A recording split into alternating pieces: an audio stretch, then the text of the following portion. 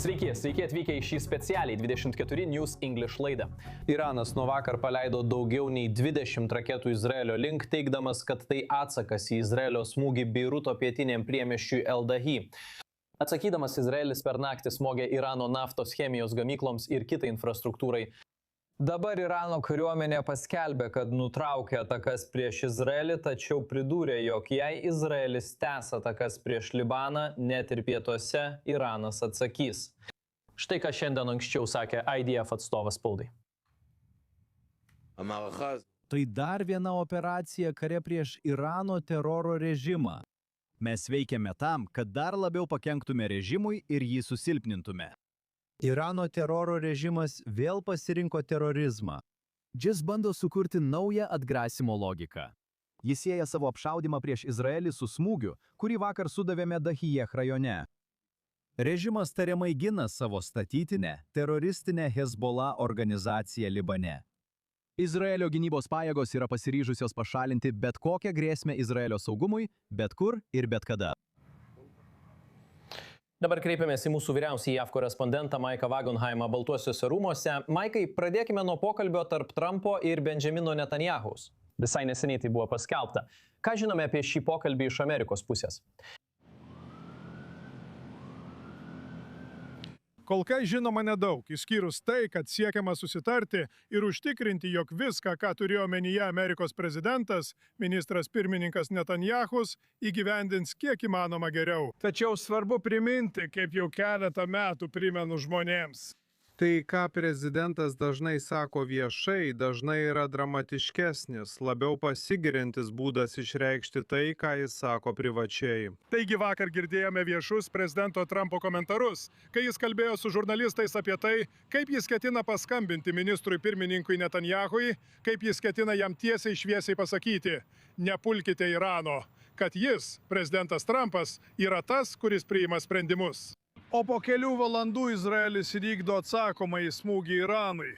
Tai neturėtų stebinti tų, kurie stebi situaciją. Pirmiausia, NOX ministras pirmininkas Netanjahus neturi galutinio žodžio Amerikos reikaluose, į jo nuomonę tikrai atsižvelgiama. Ir kartais jis bent jau gali suteikti prezidentui Trumpui kitokią perspektyvą nei tą, kurią jis gauna iš savo patarėjų čia Vašingtone. Ir antra, nepaisant to, negaliu to pakankamai pabrėžti, nes jau keletą metų matome, kaip tai vyksta. Nuo tada, kai prezidentas Trumpas vėl užėmė pareigas.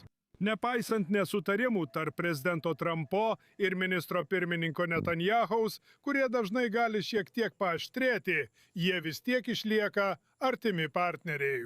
Jie vis dar išlieka suderinti dėl daugybės veiksmų. Ir mes matome, kad dar kartą, nepaisant prezidento vakarykščių komentarų, tai vėl atsispindi Izraelio veiksmuose Irano atžvilgiu. Manau, kad kitas žingsnis ministrui pirmininkui Benjaminui Netanjahui ir prezidentui Donaldui Trumpui atrodo būtų išsiaiškinti, kaip koordinuoti veiksmus dėl Libano klausimo.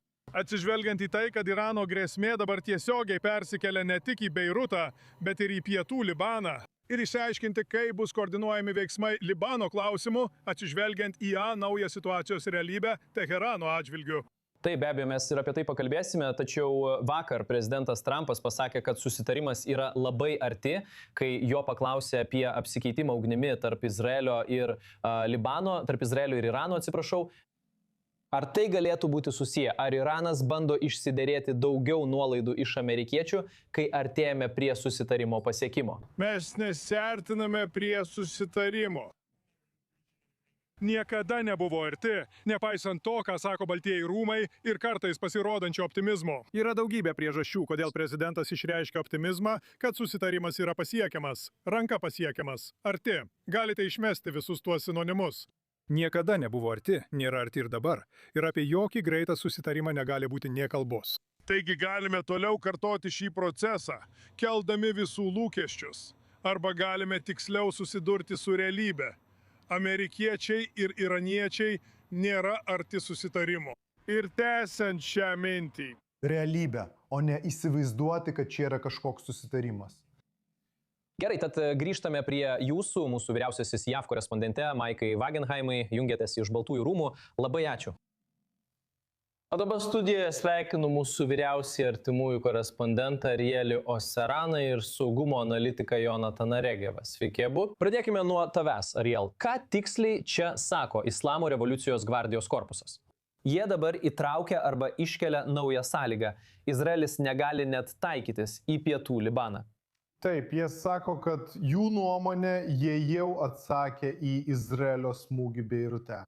Ir jų nuomonė, jų karinė operacija jau baigta.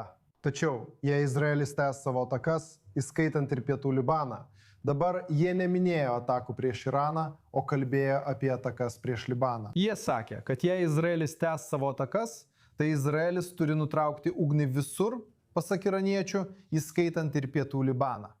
Jei Izraelis vis dėlto surengs atakas ten, atsakas bus daug griežtesnis. Dabar galime pasakyti, kad yra pranešimų iš Libano apie Izraelio smūgius Tyro mieste pietų Libane.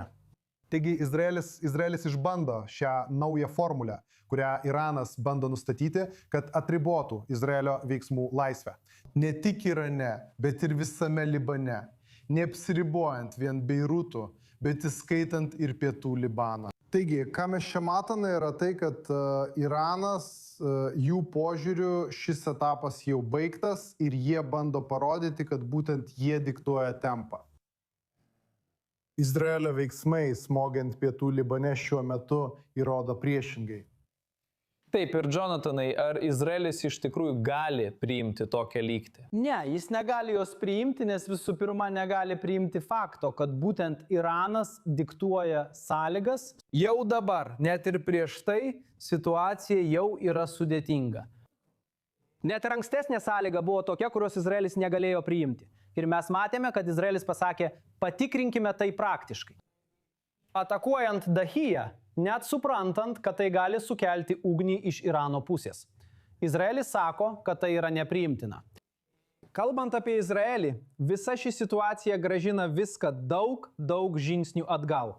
Pažiūrėkime, kas įvyko per pastaruosius 2 metus ar panašiai. Izraelis surengė įvairius smūgius visame Libane. Dahijos rajone nužudė Nasralahą.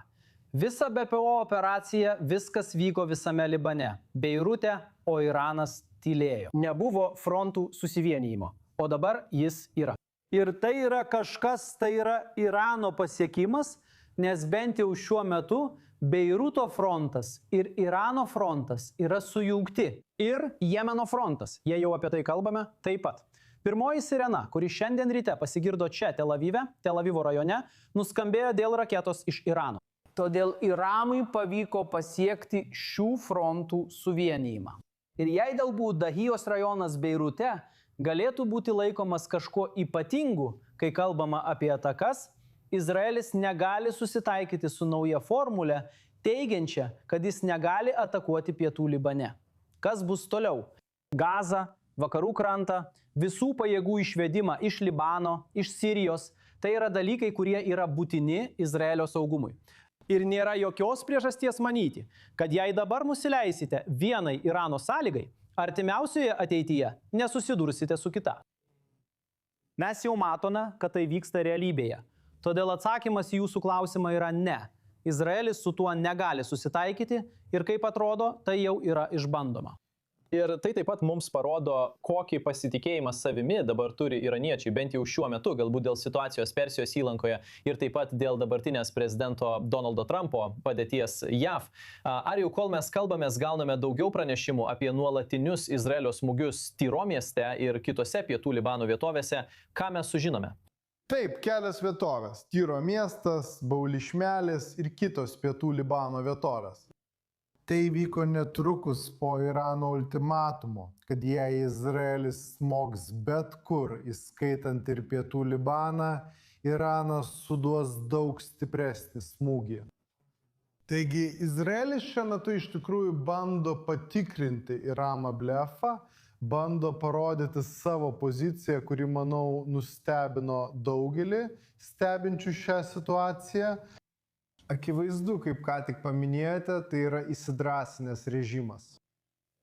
Kai kas netgi galėtų pasakyti, kad jie apsvaigė nuo valdžios, jaučiasi turintis pranašumą, kad jie yra strateginiai laimėtojai po šių įvykių. Klausimas yra, kodėl jie dabar susieja šiuos du frontus arba galbūt ateityje kitus frontus. Tačiau tuo metu, kai Izraelis nužudė Nasralą, jie net nesivargino atsakyti, bent jau iš karto. Nes tuo metu jie turėjo strateginę kantrybę, kurią įkūnijo aukščiausiasis lyderis Ali Khamenėjus. Šiuo metu matome naują trumparegišką režimą, kuris yra labiau linkęs greitai reaguoti. Netgi galima sakyti, kad jie yra linkę veikti impulsyviai. Jei anksčiau, kai smogdavo Iranui, Iranas neskubėdavo, atsakydavo tada, kai laikydavo tinkamą. Dabar matome Iraną be šios strateginės kantrybės. Tačiau yra ir kita priežastis. Taip. Tai, ką matome savo akimis, yra visiškas Irano veikimo per jam pavaldžios grupuotės strategijos žlugimas. Ugnies žiedas, kurį Iranas siekia sukurti aplink Izraelį, pasitelkdamas arabų įgaliotinius, kad šie pultų Izraelį, o Iranas liktų nuošalyje nuo kovos. Tai, ką matome dabar, yra visiškai priešinga. Vietoj to, kad įgaliotiniai kovotų už Iraną, Iranas kovoja už savo įgaliotinius. Iranas žino, kad jei nepalaikys Hezbollah ir paliks ją likimo valiai, jos likimas bus toks pat kaip Hamas, kuri iš esmės jau nebėra veiksnys šioje veikimo per pavaldžios grupuotės schemoje. Todėl Iranas, bandydamas demonstruoti stiprybę, pats jaučiasi veikiantis iš stiprybės pozicijų. Iš tikrųjų, Iranas bando išgelbėti savo įgaliotinių pajėgumus. Ir vietoj to, kad įgaliotiniai gintų Iraną, dabar Iranas gina savo įgaliotinius. Gerai, ponai, likite su manimi. Dabar norime keliauti į Izraelio šiaurę. Mūsų korespondentui Joe Brownui, kuris yra Haifoje. Joe, pradėkime kalbėti apie neseniai vykdytus Irano išpolius praėjusią naktį ir taip pat šį rytą. Kokią žalą, jei jos apskritai buvo, padarė tos raketos? Žala buvo labai nedidelė. Abiejų pusių atakos atrodo tęsiasi nuo ten, kur buvo nutrūkusios. Ir tuo turiu omenyje daugiau nei mėnesį trukusią kovą, per kurias abiejų pusių atsargos buvo gana išsekusios. Izraelio gynybos pajėgos teigia, kad surengė ribotus smūgius Irane, todėl Iranas atsakė tik keliomis atakomis visame Izraelyje. Iš viso iš Irano į Irano oro erdvę pateko tik apie 24 raketos. Visos jos buvo arba perimtos, arba nukrito atviroje vietovėje. Vienintelė žala, kurią iki šiol matėme, buvo padaryta perėmimo raketų. Iš perimtų raketų nuolaužų, kurios buvo įsisklaidžiusios kai kuriuose vietose, įskaitant vakarų krantą, Džeričia raketos dalis buvo įstrigusi žemėje, tačiau aukų kol kas nėra. Ir tai nepaisant to, kad Šiaurės Izraelio ligoninės perėjo į karo režimą, turiu omenyje tai. Jie naudoja savo požeminius bunkerius, pavyzdžiui, Rambamo ligoninėje, Haifoje yra didžiausia įtvirtinta ligoninė pasaulyje. Visa požeminė erdvė per naktį per 12 valandų buvo paversta iš automobilių stovėjimo aikštelės į visiškai veikiančią ligoninę. Atrodo, kad kol kas dėl Irano raketų tam dar nebuvo didelio poreikio. Tačiau jei jie, kaip pažadėjo, užpuls Izraelyje, jei Izraelis užpuls Libaną, tai gali įvykti ateityje. Bet iš to, ką matėme iki šiol, tik kelios salvės į Šiaurės Izraelį ir nedaug žalos. Ir kaip tik dabar, kai kalbate šiaurės regione girdimos sirenos, konkrečiai kalbame apie konflikto liniją tarp Izraelio ir Libano. Tikimasi, kad netrukus turėsime daugiau informacijos apie tai. Tačiau tai vyksta ir tokiame kontekste, kai nuo eskalacijos pradžios tarp Izraelio ir Libano nebuvo užfiksuota jokių raketų ar dronų atakų iš Hezbollah pusės. Izraelio ir Irano, atsiprašau. Taip, jeigu bus daugiau raketų paleista iš Hezbollah pusės, o jei raketų smūgis įvyko tik palei konfrontacijos liniją, labai tikėtina, kad tai yra Hezbollah darbas. Ir tai iš tikrųjų yra didesnė grėsmė Šiaurės Izraelio gyventojams, nes jie turės tik kelias sekundės sureaguoti į Hezbollah raketą. Ypač jei tai tik tie FPV dronai, kuriuos jie naudoja. Juos labai sunku perimti, todėl žmonės neturi daug laiko pasiekti slėptuvę. Ir yra mažesnė tikimybė, kad Izraelio oro gynybos sistemos spės į tai sureaguoti. Taigi, kai raketos atskrenda iš Irano, jie turi 5-10 minučių perspėjimo laiko. Šiaurės Izraelyje yra pakankamai slėptuvių, todėl nuo jų nebūsite toliau nei 5 minutės kelio. Taigi daug žmonių spės pasiekti savo slėptuvės laiku. Jei Hezbollah ir toliau šaudys, atrodo, kad tai yra pagrindinė grėsmė čia. Tačiau, kaip sakiau, čia kyla domino efektas. Kiekviena pusė nori parodyti kitai, kad turi didesnius ginklus, kad jie yra tie, kurie laiko visas kortas, kad jie gali padaryti daugiau žalos kitai pusiai. Taigi, kaip ką tik matėme, Izraelio smūgiai vyksta Tyre, pietų Libane, ir tai paskatins Libano atsakomąją ugnį. Hezbollah apšaudimą Šiaurės Izraelio kryptimi, į kurią Izraelis gali atsakyti smūgiu Beirute. Ir tada tai gali įtraukti Iraną į šį konfliktą. Jie gali paleisti daugiau raketų į Šiaurės ir Centrinį Izraelį. Ir visa tai kyla iš Hezbollah veiksmų. Taip, mes taip pat stebėsime šią situaciją. Labai ačiū, Joe Brownas, mūsų korespondentė, buvote su manimi iš Haifos. Dabar pereikime prie Catherine Beres Šakedam, Irano, Jemeno ir radikalių judėjimų ekspertės, taip pat užsienio santykių forumo vykdomosios direktorės, kuri prisijungė prie mūsų iš Londono. Pradėkime nuo Irano sprendimo dėl vakarykštės formulės, kurią jie bando čia suformuluoti. Kai Izraelis taikosi į Beirutą, jie taikysis į Šiaurės Izraelį arba kitas Izraelio teritorijas. Kaip manote, kodėl Iranas nusprendė būtent dabar pulti? Manau, tai tik pasiteisinimas. Manau, Iranas ieškojo būdo, kaip apkaltinti Izraelį dėl to, kad neįmanoma sudaryti susitarimo su Amerika. Todėl bet koks pasiteisinimas buvo tinkamas ir jie tuo pasinaudojo. Manau, dabar jau žinome, kad po interneto ryšio atstatymo Irane žmonės puikiai supranta, kas vyksta šalyje ir už jos ribų, o tai reiškia, kad žmonės yra daug labiau pasiryžę ir pajėgus nuversti režimą. Dabar jie supranta, kad įvyko daug pokyčių, daug kas nutiko už šalies ribų. Todėl, sakyčiau, iraniečiai dabar labiau trokšta laisvės nei galbūt prieš kelis mėnesius, suprasdamos viską, kas įvyko. Todėl režimui reikėjo išeities ir jis labai gerai sugeba tai suorganizuoti. Taip, sakyčiau, paliaubos ir laiko švaistimas, mano manimu. Tai dar vienas bandymas sukelti sumaištį. Apkaltinti Izraelį, nes kodėlgi ne? Jie geriausiai moka kaltinti žydus, o jei ne žydus, tai visą Izraelį. Taigi jie tai padarė dar kartą. Nesistebiu, tikėjausi, kad kažkas panašaus įvyks. Norėjau klysti, bet dėja neklydau. Ir kai kurie žmonės sako, kad Iranas praranda savo parankinės grupuotės. Tačiau kita vertus, tai, ką matome dabar, yra Irano bandymas atgaivinti, bandymas, žinote, išgelbėti Hezbollah galų gale. Ar manote, kad Iranui taip svarbu išlaikyti Hezbollah? Jų strategijai ar žinote jų strategijai? Apskritai, parankinių grupuočių strategija šiame regione. Nesu tikra, ar čia svarbus tikimybės klausimas, ar sakyčiau, kiek Hezbollah yra reikalinga. Tiesą sakant, manau, kad Hezbollah jau yra pasmerkta, jie tai žino. Manau, kad čia svarbiausia pozicijos demonstravimas. Tai susijęs su režimo gebėjimu užmegzti sąjungas, neapsiribojant vien savo parankinėmis grupuotėmis ir mėginti atgaivinti dar likusias. Jiems liko labai nedaug. Todėl jie bando paskatinti husių grupuotę kažką daryti ir jie tai daro, nes neturi kito pasirinkimo. Taigi iš tikrųjų tai klausimas, kas pirmas pasiduos. Ir manau, kad tai labai susiję su bandymu priversti tarptautinę bendruomenę, kuri, kaip žinome, nėra labai palanki Izraeliui, bet kuriuo atveju, net ir gerą dieną, o šiandien juo labiau. Jie iš esmės bando įtikinti visus kitus, kad daug geriau išlaikyti esamą padėtį, išlaikyti režimą, nei visiškai palaikyti Izraelį. Todėl jie bando išnaudoti SOS, JK ir galbūt JAV karo apetitą, kuris Amerikos atveju yra daug didesnis nei SOS ir JK.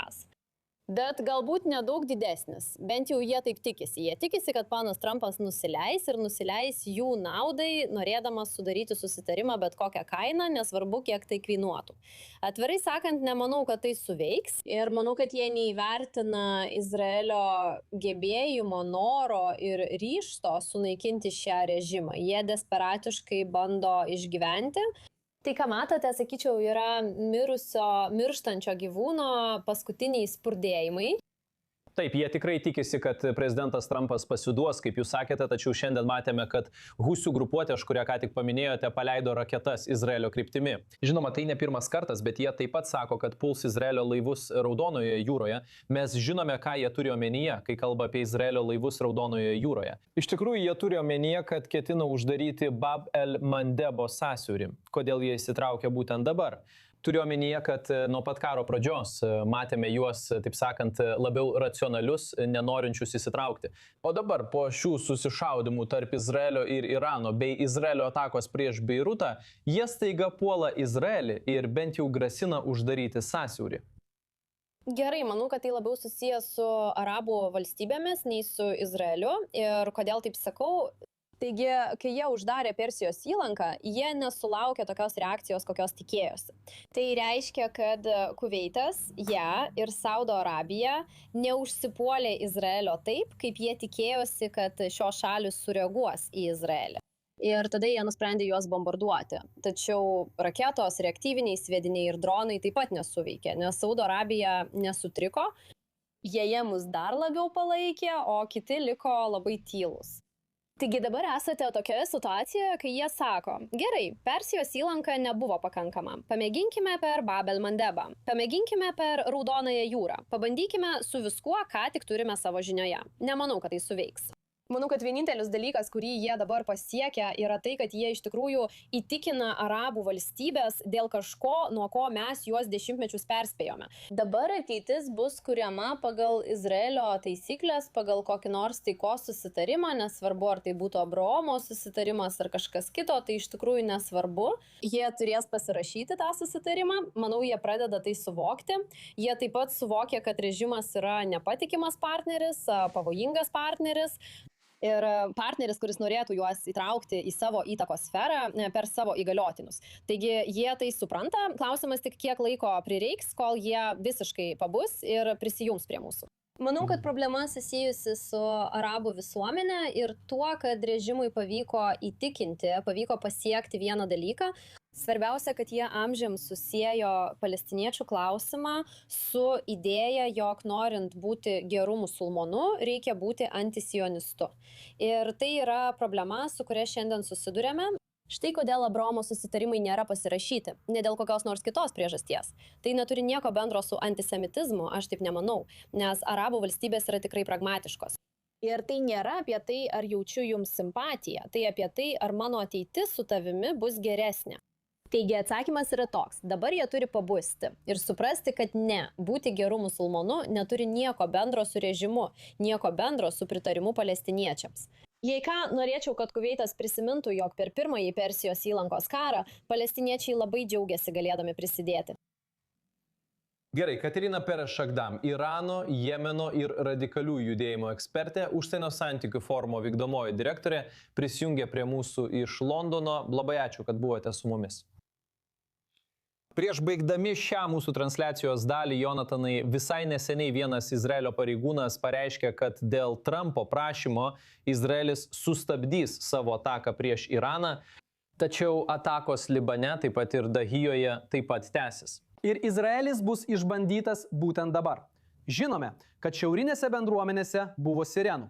Žinome, kad šiaurinėse bendruomenėse buvo perimta raketų. Tačiau dažnai Izraelio gynybos pajėgų atstovo pranešime sakoma, kad tos sirenos buvo įjungtos dėl raketų ar bepiločių orlaivių, kurie buvo paleisti į Izraelio pajėgas veikiančias Libane. Tačiau kadangi jie kartais veikia labai arti pačios sienos, sirenos taip pat įjungiamos pasienio bendruomenėse. Izraelis, manau, savo veiksmais mums net nereikėjo laukti pareiškimo, labai aiškiai parodė, kad operacija pietų Libane bus tęsiama. Praėjo tik kelios minutės tarp Irano pareiškimo, kad visas Libanas dabar bus pretekstas atakuoti Izraelį ir Izraelio atsako pietų Libane. Taigi Izraelis labai aiškiai parodė, kad tai nebus leidžiama. Kalbant apie Dahiją, turėsime palaukti ir pamatyti. Šiuo metu turiu pasakyti, kad neturime duomenų, jog būtų buvę apšaudimų Izraelio bendruomenėse. Galbūt taip ir buvo. Turėsime palaukti labai jautraus Izraelio gynybos pajėgų atstovo pranešimo. Manau, kad viskas, ką matėme per pastarąsias 24 valandas ar panašiai, reiškia, kad abi pusės mėgina viena kitą. Ir kol kas abi pusės laikosi savo pažadų.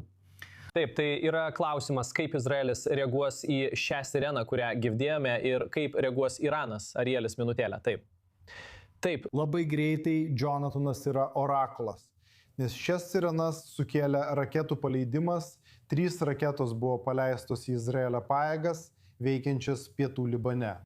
2 buvo. 2 raketos buvo perimtos, o 3 pataikė netoli pajėgų. Nėra pranešimų apie sužeidimus.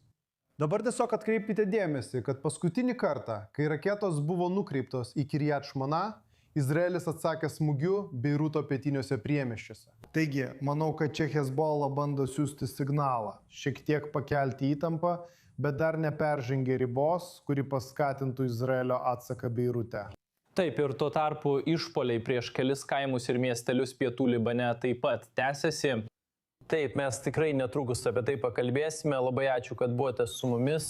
Po kelių minučių grįšime su šia specialia laida.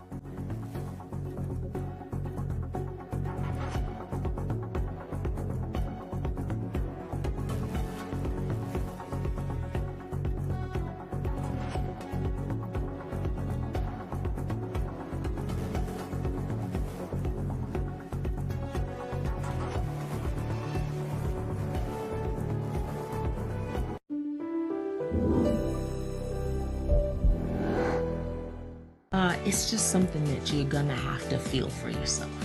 Išbandykite tikrai vaistą nuo jūsų skausmo ir sustingimo. Skambinkite dabar.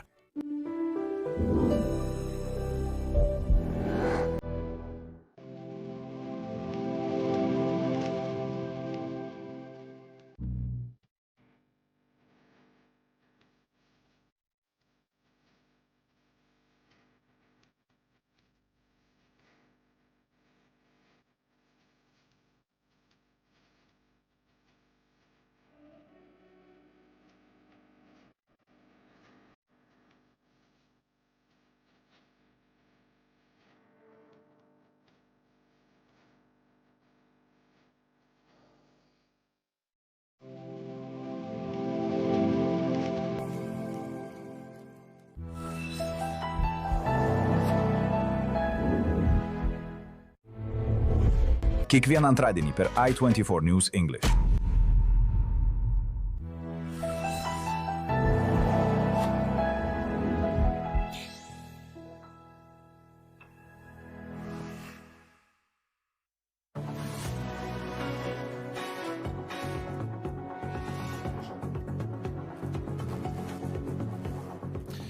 Sveiki sugrįžę, mes toliau kalbame apie neseniai kilusią eskalaciją tarp Izraelio ir Irano bei dabartinę situaciją. Iranas iš tikrųjų sako, kad nutrauks savo operacijas, o Izraelis rodo, kad laikysis Trumpo prašymo sustabdyti savo veiksmus taip pat prieš Iraną. Tačiau klausimas yra, kas nutiks dėl fronto su Libanu. Norėdami aptarti šį ir kitus klausimus, pakalbėkime su atsargos brigados generolu Izraeliu Rehavu Šafiru. Jis yra buvęs Telnof oro pajėgų bazės vadas ir buvęs kovinis pilotas. Izraelio oro pajėgos prisijungiantis prie mūsų iš Mošavo Bet Uzielio. Sveiki, pradėkime nuo šios nesenos eskalacijos ir Izraelio atakų Irane. Ar Izraelis turi dar daugiau taikinių Irane, kuriuos galėtų atakuoti ir taip dar labiau spausti režimą, ar tai tiesiog daugiau to paties? Ir tai iš tikrųjų nesustabdys Irano nuo tolesnių atakų prieš Izraelį. Na, akivaizdu, kad Irane yra daug daugiau taikinių, į kuriuos galima smogti.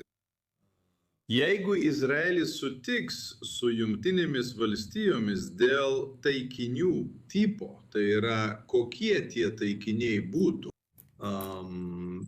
Pavyzdžiui, naftos chemijos gamyklos, tos, kurios susijusios su Irano karo mašina, o ne energetikos objektai, tokie kaip elektrinės ir panašiai. Tai paskatintų Iraną smogti panašiems taikiniams Persijos įlankoje.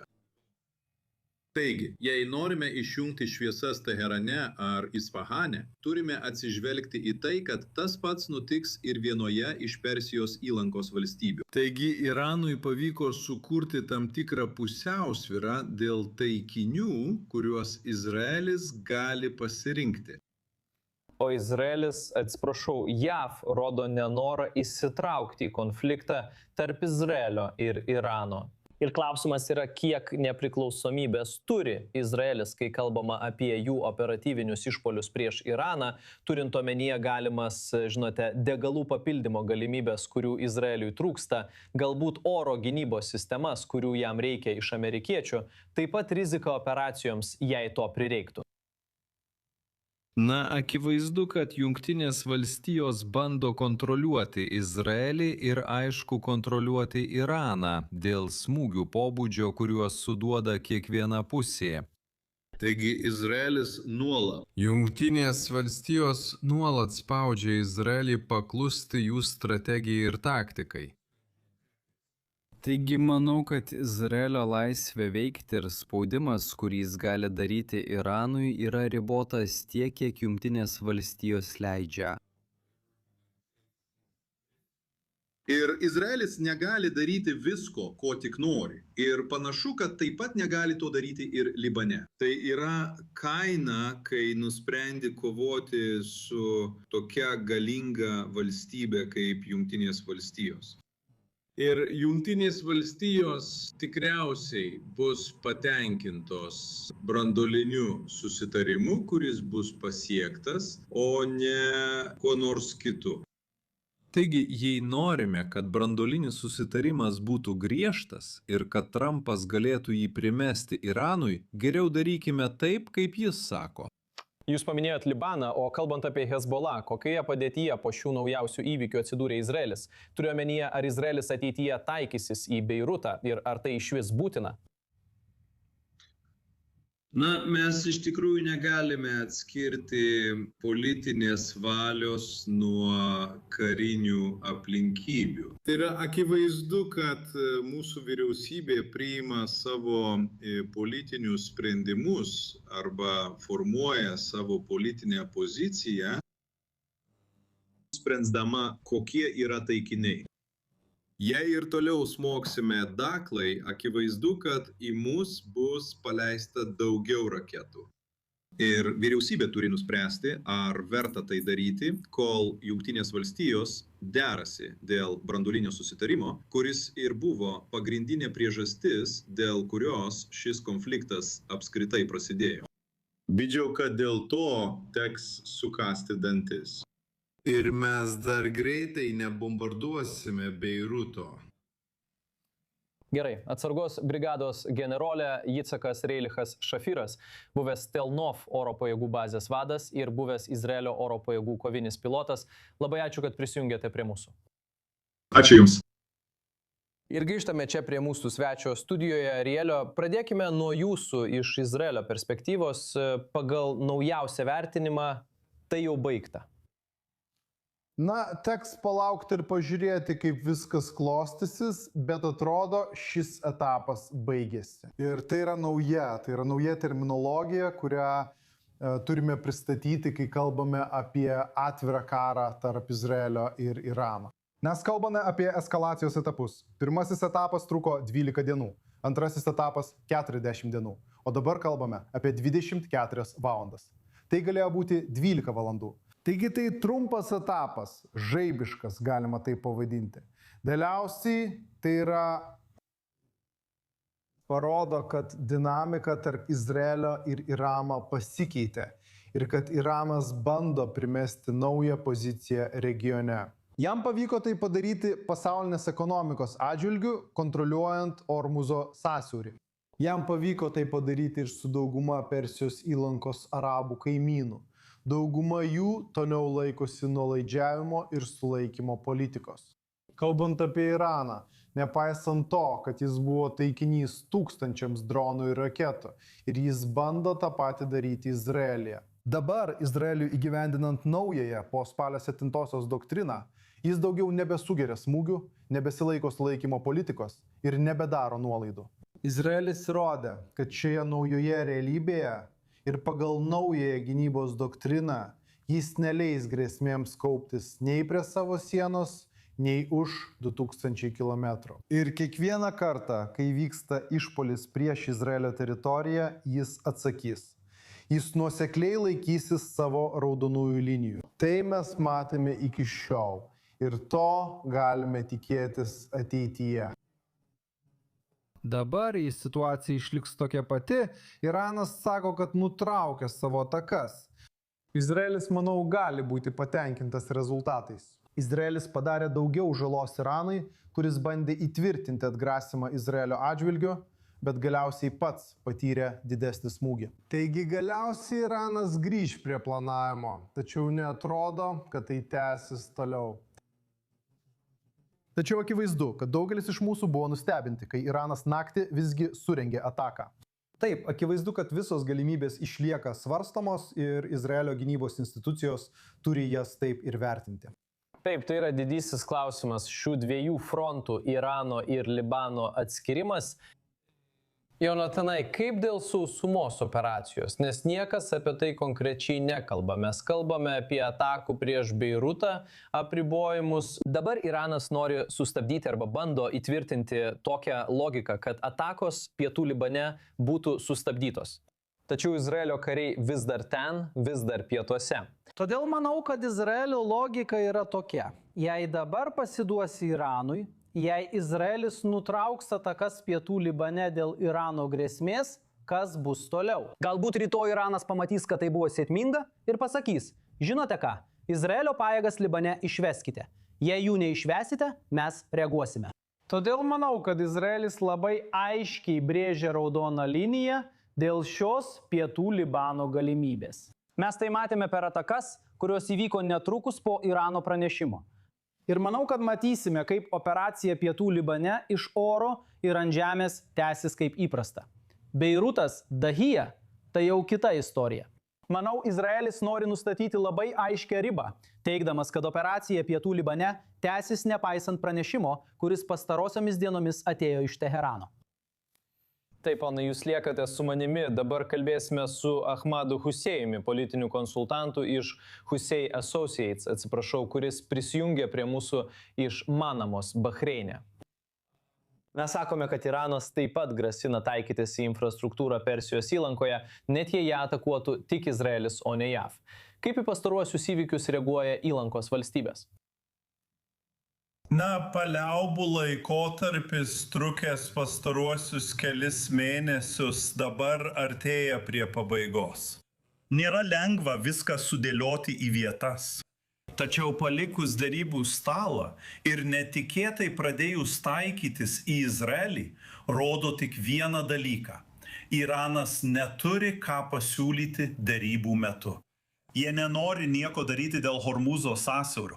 Jie nenori nieko daryti, kai kalbama apie kišimąsi į kaimininės valstybės, tokias kaip Hezbollah ir Libanas. Mes kalbame apie kitas jų remiamas grupuotės regione. Jie nenori nustoti paleisti raketas ir dronus į Persijos įlankos valstybės. Tai ką jie siūlo derybose? Visiškai nieko. O laikas? Šiuo metu iš esmės po kai kurių pranešimų mes rodome, kaip infliacijos lygis iš esmės labai apsunkina Irano žmonių gyvenimą. Tai išvedė juos į Irano miestų gatves. Irano režimas šiuo metu puola Izraelį. Jis puola Persijos įlankos regioną, iš esmės bandydamas nukreipti Irano žmonių dėmesį, bandydamas juos vėl suburti į vieną frontą su savimi. Bet ar tai reiškia, kad Iranas jaučia ir supranta, jog silpniausia vieta čia iš tikrųjų yra Persijos įlankos valstybės? Ir kol jie galės pulti Persijos įlankos valstybės, jie, žinote, gaus daugiau nuolaidų iš amerikiečių ar net izraeliečių ir taip išgyvens šį karą. Nemanau, kad jie turi tinkamus skaičiavimus šiuo lygiu, ypač po Ahmedo Vahidžio nužudymo šiandien anksčiau, kaip rodo Izraelio pranešimai. Iš esmės, jei kalbame apie tai, kas šiandien valdo Iraną, ajatola slepiasi.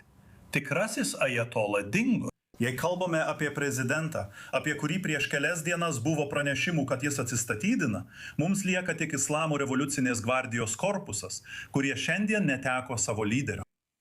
Jie nesusikoncentravę, jie nemato aiškiai ir manau, kad jie tiesiog šaudo į visas puses, bandydami rasti išeitį iš juodosios skylės, į kurią pateko. Viduje jie turi problemų su savo žmonėmis, kalbant apie embargus, kalbant apie ekonomiką.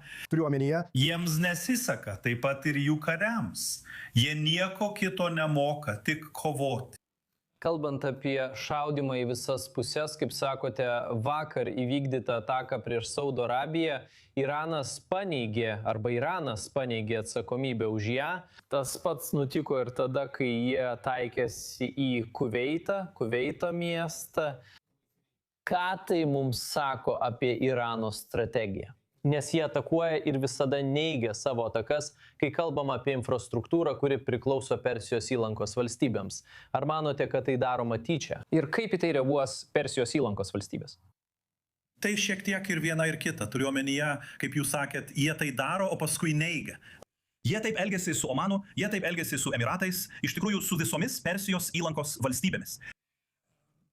Jų pačių problema yra ta, kad vadovavimo grandinė yra nutrūkusi. Tai yra pirmas dalykas. Antras dalykas, jų ginklai, ypač dronai, nėra tinkamai kontroliuojami. Jie tiesiog įveda GPS vietą ir paleidžia. Iš esmės, kas pirmiausia pataikoma, nėra apskaičiuojama. Ir tai įvyko. Iš esmės, 2 žmonės, 2 civiliai Bahreine žuvo dėl to. Ir jei kalbam apie tai, kas vyksta Kuveite, kaip minėjote, jie vis dar neigia, kad tai padarė, net ir esant stebėjimo kameros įrašui. Jie nemato aiškiai. Ir žinoma, kaip jūs minėjote, kai kalbam apie Persijos įlankos valstybės, jie tikėjosi, kad šios valstybės pasiduos arba nusileis daug anksčiau, jau pirmąją savaitę, kaip kai kurie jų pareigūnai buvo sakę anksčiau. Taigi, manau, jie įsivėlė į didesnę bėdą, nei gali susitvarkyti. Ir galiausiai husių sukilėliai pradėjo arba pradeda savo atakas prieš Izraelį ir taip pat grasina laivams Raudonoje jūroje. Tai yra didelė problema būtent Saudo Arabijai, kuri naudoja rytų vakarų naftotiekį. Kodėl jie nusprendė būtent dabar prisijungti prie kovos ir kaip į tai reaguos Saudo Arabija? Nes iš esmės tai visiškai sužlugdys Saudo Arabijos galimybės parduoti naftą. Panašu, kad husių atveju jie viso karo metu tylėjo, išskyrus tą vieną kartą, kai paleido vieną raketą į Izraelį, o tada vėl pasislėpė. Vienintelė priežastis, kodėl jie vėl pasirodė ir tai patvirtina tai, ką anksčiau aptarėme, yra ta, kad Iranas atsidūrė labai sudėtingoje padėtyje. Jie įsitraukė tam, kad padėtų ir išgelbėtų Iraną. Tai viena vertus. O kaip Saudo Arabija su tuo susitvarkys, tai problema visam regionui. Kalbu apie Persijos įlankos regioną ir Izraelį. Todėl manau, kad turėtų būti tinkamas bendradarbiavimas, kad jie galėtų suvaldyti situaciją, kol dar nepadaryta daugiau žalos. Ir mes visi žinome, kad kai įsitraukia husijai, jų niekas nebesulaiko. Gerai, Ahmadas Hausa, politinis konsultantas iš House Associates, prisijungė prie mūsų iš Manamos, Bahreino. Labai ačiū Jums. Ačiū Jums. Grįžtame į studiją. Ariel, žodis tau. Visos šios transliacijos metu su mūsų svečiais aptarėme husių klausimą. Ir norim išgirsti ir tavo nuomonę apie tai, kodėl jie dabar prisijungia prie kovos. Nes Iranas bando išgelbėti savo parankinių tinklą. Taigi iš esmės jis šaukia savo parankinius susirinkti ir prisijungti prie kovos. Tai iš esmės rodo, kad Iranas turi 2,5 parankinių. Jis turi Hezbollah, turi husius ir turi pusę to, ką anksčiau turėjo Irake. Teheranui lojalių sukarintų grupuočių, iš kurių kai kurios jau pradėjo teigti, kad ketina integruotis į valstybės aparatą. Kai kurios nesusijusios su Iranu jau pradėjo šį procesą. Taigi Irakas šiuo metu yra ant ribos dėl Irano parankinių tinklo. Bet manau, kad tai labai įdomus husių žingsnis. Kaip teisingai pastebėjote, jie iki šiol neprisijungė. Tai kas vyksta šiuo metu? O ką tai reiškia jiems? Nes Hezbollah gali išgyventi, jeigu jiems pavyks sujungti frontą tarp Libano ir Teherano. Bet husių judėjimas, ko jie siekia čia? Taigi husių judėjimas turėjo daug laiko persigrupuoti, atkurti savo pajėgumus ir galbūt dabar jie yra pasiruošę kovai. Taip pat turime prisiminti, kad kalbant apie vidaus situaciją Jemene, tai yra visiška katastrofa. Ir mes matėme praeityje, kaip husiai nuspręsdavo imtis išorinių avantiūrų, tam, kad nukreiptų visuomenės dėmesį nuo savo vidinių krizių. Tai nėra kažkas, ką husiai būtų išradę. Taip pat ten dalyvauja ir Iranas. Kai kas galėtų pasakyti, kad mūsų akise tai yra viena pagrindinių priežasčių, kodėl jie dabar taip aktyviai veikia kariniu požiūriu. Taip pat Iranas nori parodyti, kad grėsmė Bab el-Mandebos sąsiauriui yra reali. Todėl tam, kad tai padarytų, jie turi priminti visiems, kad husių grupuotė vis dar aktyviai veikia. Ir tai gali paaiškinti paleidimą iš Jemeno į Izraelį. Manau, jei anksčiau kalbėjome apie tai, kad Izraelis nuosekliai laikosi savo raudonųjų linijų, tai manau, kalbant apie husių grupuotę, jie bent jau buvo nuoseklūs. Nei kiekvieną husių paleidimą Izraelio kryptimi buvo atsakyta smūgiais Samos, Hodeidos ar kitose vietovėse. Todėl nesu visiškai tikras, ar Izraelis norės vėl įsitraukti į konfliktą su husiais. Todėl tai nėra, žinote, ideali situacija, kai Izraelis visada laikosi savo raudonųjų linijų. Tačiau apskritai jis tai daro. Ir manau, kad husių grupuotė bando išbandyti Izraelio ryžtą, norėdama pamatyti, ar jis iš tiesų yra toks nuoseklus, kaip teigia, ar vis dėlto šioje gynybos doktrinoje yra spragų. Ir, Jonathanai, tęsiant husių temą, kaip ką tik minėjo Arielis, Izraelis nereaguoja į kiekvieną husių paleistą raketą. Žinoma, tai nepadaro žalos Izraeliui, tačiau vis dėlto tai yra problema Izraeliui, kurią kažkuriuo metu reikės spręsti. Ką konkrečiai Izraelis daro saugumo ir karinių požiūrių prieš husius? Kartais mes matome Izraelio smūgį Jemene. Jie būna labai sėkmingi. Jie padaro žalos. Ar tai palauš husius? Visiškai ne. Ir tai yra tai, ką reikia spręsti. Raketos nėra tokia didelė problema, nors jos ir kelia rūpesčių. Bet jei dabar laivyba Izraelio pietinėse uostuose vėl bus sutrikdyta, kaip jau yra buvę anksčiau, tai bus didelė problema, kurią reikės spręsti. Problema ta, kad mes susidurėme su daugeliu frontų. Yra Irano frontas, yra Hezbollah frontas, yra Gazos frontas, mes apie jį beveik nekalbame, bet jis visada aktyvus. Yra vakarų krantas, mes apie jį beveik nekalbame. Prieš kiek daugiau nei 24 valandas įvyko šaudimo incidentas, kurį įvykdė Izraelio pilietis. Tačiau vis dar vakarų kranto frontas išlieka aktyvus. Smurtas kyla tiek iš palestiniečių, tiek iš žydų pusės. Kariuomenė jau ir taip yra pertempta. Taigi dabar bandyti daryti kažką už 1000 mylių, kad ir kokia pažangi būtų ši kariuomenė, yra labai sudėtinga. Yra riba, ką ji gali pasiekti. Tikrai taip. Labai ačiū Jonathanai Regevai, mūsų saugumo analitikė, taip pat mūsų artimųjų rytų korespondentė, vyriausiasis korespondentė Arieliau Ozeranai, kad buvote su mumis šią valandą. O dabar laidos pabaigoje jungiame mūsų korespondentą iš Šiaurės, Joe Brauną. Sveiki vėl. Per pastarąją valandą dar viena sirena Izraelio šiaurėje, taip pat Izraelio atakos prieš pietinius kaimus ir miestus Libane. Papasakokite naujausią informaciją iš šio fronto. Taigi, paskutinį kartą, kai kalbėjome, tuo metu, kai kalbėjau, Šiaurės Izraelyje kaukė sirenos dėl Hezbollah raketų apšaudimo. Tai yra Galilėjos iškišulyje, aplink Kiryat Šmoną. Izraelio gynybos pajėgos pranešė, kad buvo paleistos 3 raketos iš Hezbollah į Izraelio karius, kurie buvo dislokuoti pietų Libane. 2 iš jų buvo perimtos, o viena nukrito labai arti karių. Tačiau aukų nebuvo. Izraelis pareiškė, kad sureaguos griežtai, jei Hezbollah užpuls miestus ir miestelius palei konfrontacijos liniją Izraelio ir Libano pasienyje. Tai dar nėra laikoma vienu iš tų kartų, nes taikinys buvo nukreiptas tik į pietų Libaną. Sirenos buvo įjungtos arba kaip atsargumo priemonė, arba todėl, kad Šiaurės Izraelyje dislokuoti perėmėjai, skirti perimti tas raketas, suaktyvino įspėjimus sirenas. Taigi, apibendrinant, kol kas nieko nebuvo nukreipta į Šiaurės Izraelį, tačiau būtent taip elgėsi Hezbollah. Jiems patinka pamažu artėti prie sienos. Taip jie elgėsi po vadinamojo paliaubų susitarimo, kuris buvo pasirašytas balandį, ir to, kuris buvo atnaujintas ar suderintas tik prieš savaitę, tačiau buvo gana greitai sulaužytas. Taigi tikėtina, kad bus paleistos kelios raketos nukreiptos į Šiaurės Izraelį.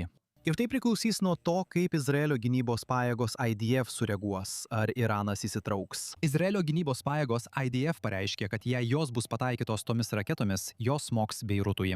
O jei jos smogs Beirutui, tuomet Iranas vėl taikysis į Izraelį. Tačiau, kaip minėjote, Izraelio gynybos pajėgos smogė visame pietų Libane. Yra vaizdų, kuriuose matyti dūmų stulpai kylantis iš Tyro ir kitų miestų pietuose, ypač į šiaurę nuo Litanio upės. Taigi tikėtina, kad tam tikrų momentų įtampa paaštrės. Viskas priklauso nuo to, kaip Izraelio gynybos pajėgos IDF reaguos į Hezbollah provokacijas. O dabar po šio Irano kariuomenės pareiškimo ir taip pat Izraelio užuominų, kad jie yra pasirengę nutraukti išpolius prieš Iraną, ką tai sako apie užnugario vadavietės nurodymus ir taip pat apie mokyklas rytoj. Ir žinoma, Izraelio oro erdvę bei galimą Ben Guriono oro uosto uždarimą. Taigi šiuo metu mokyklos visoje šalyje vis dar uždarytos, tačiau jie tai padarė, palikdami darbovietes atviras. Tai būdas išlaikyti ekonomiką veikiančią, kuri per pastaruosius 3 metus buvo stipriai sutrikdyta. Tačiau tai taip pat paliko tėvus Izraelyje sudėtingoje padėtyje.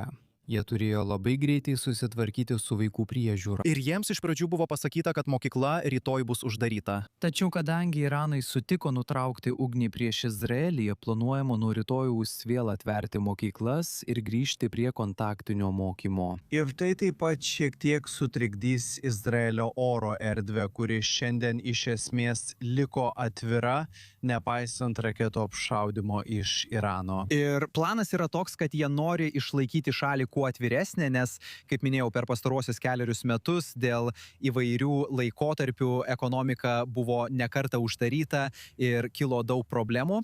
Ir taip pat šiuo metu vyksta egzaminai, kuriuos studentai turi laikyti prieš eidami į kariuomenę. Kai kuriuos iš jų, kaip sakė švietimo ministras Joavas Kišas, bus atšaukti, kai kurie bus atidėti. Bet kuriuo atveju tai didelis sutrikimas tiek Izraelio studentams, tiek jų tėvams. Tikrai taip. Joe Brownas, mūsų korespondentė, buvote su manimi iš Šiaurės Izraelio, konkrečiai iš Haifos. Labai ačiū, kad buvote su mumis. Ir prisiminkime naujausius įvykius. IRGC būstinė Četivas ir Amija paskelbė, kad nuo šiol nutraukė savo atakas prieš Izraelį, tačiau grasina, kad atnaujins šias atakas, jei Izraelis taikysis į visą Libaną. Įskaitant pietų Libaną, bet būtent tai ir įvyko vos prieš valandą. Izraelis taikėsi į kelis miestus ir kaimus pietų Libane, tačiau kol kas iš Irano apie šį naujausią įvykį negirdėjome jokių komentarų. Ir tikrai mes stebėsime situaciją ir tęsime mūsų transliaciją, kuri vėl bus atnaujinta po kelių minučių. Labai ačiū, kad žiūrėjote.